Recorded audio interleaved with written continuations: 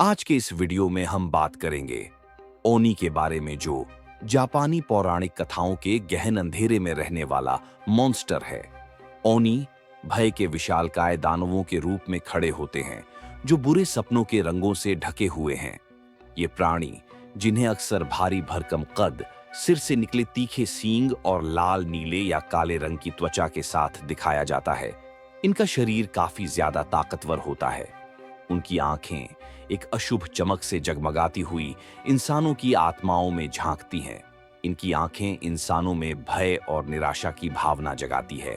मानवता की गहरी अंधेरी भावनाओं और बुरे कर्मों से ओनी का जन्म होता है। ओनी क्रूरता और दंड का दूसरा नाम है। लोक कथाओं में ये दुष्ट आत्माएं हैं जो रात में बाहर निकलती हैं। ये अंधेरे से निकलकर तबाही मचाती है। वे बुरे लोगों को पनिश करते हैं, पर उनकी क्रूरता की कोई सीमा नहीं है। अक्सर ओनी अपना हमला मासूम लोगों पर करते हैं। ओनी सिर्फ राक्षस नहीं है, वे चेतावनी देने वाली कहानियां हैं। वे मानव प्रकृति और संसार के सबसे गहरे पहलुओं के बीच रहते हैं।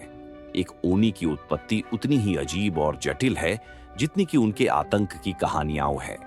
ये भयानक दानव बुरे काम करने वाले इंसानों से ही जन्म लेते हैं। कहा जाता है कि जो व्यक्ति लालची, बुरा और पापी होता है, या जो अपनी बुरी इच्छाओं में खो जाते हैं, वे मृत्यु के बाद ओनी के रूप में जन्म ले सकते हैं। उनकी आत्माएं अपने पापों की वजह से ओनी के रूप में बदल जाती है। ओनी में परिवर्तन किसी इंसान के जिंदा रहते भी शुरू हो सकता है, यानी ऐसा इंसान जो काफी ज्यादा बुरा हो और अपने फायदे के लिए किसी को भी मार सके, जिनकी क्रूरता की कोई सीमा नहीं है और वो बस दूसरों को मार देना चाहते हैं। ऐसे व्यक्ति धीरे धीरे अपनी मानवता को त्याग देते हैं, फिर ओनी बन जाते हैं। ओनी के पास अलौकिक क्षमताएं हैं जो आश्चर्य और भय दोनों पैदा करती हैं। उनकी अलौकिक शक्ति अद्वितीय है, जो उन्हें पत्थर को कुचलने और धातु को आसानी से मोड़ने में सक्षम बनाती है।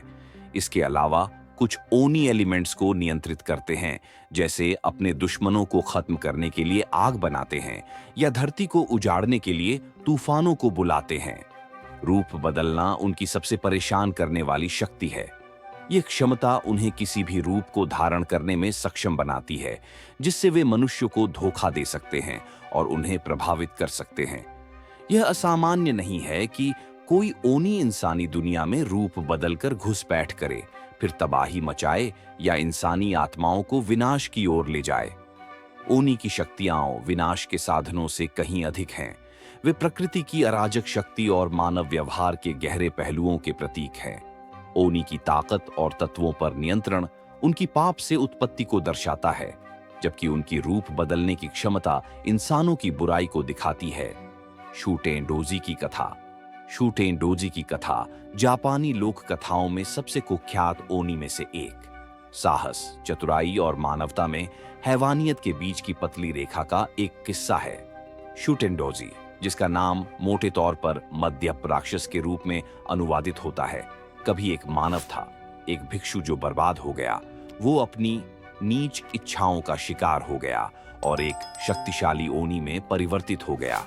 उसने क्योटो की पहाड़ियों पर अड्डा बनाया, माउंट ओए पर अपना गढ़ स्थापित किया, जहां वह और उसके राक्षसी अनुयायियों ने राजधानी में आतंक मचाया, युवा महिलाओं का अपहरण किया और इंसानी मांस खाया।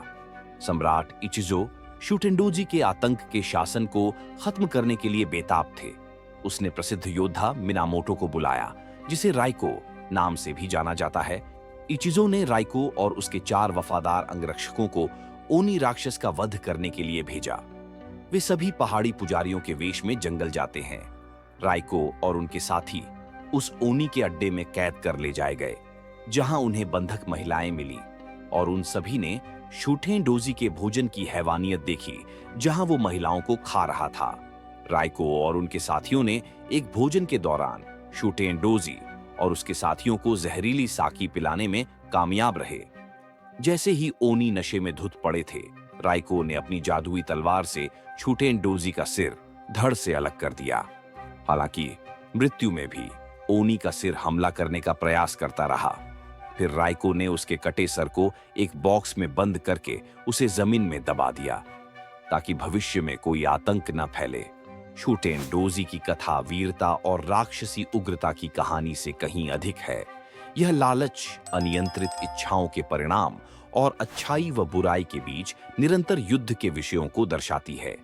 शूटेन डोजी का मानव से ओनी में परिवर्तन भीतर से उत्पन्न होने वाले अंधेरे की एक चेतावनी भरी कथा के रूप में काम करता है, जबकि रायको का साहस और रणनीति कौशल विपत्ति का सामना करने में साहस और बुद्धिमत्ता के गुणों को उजागर करता है।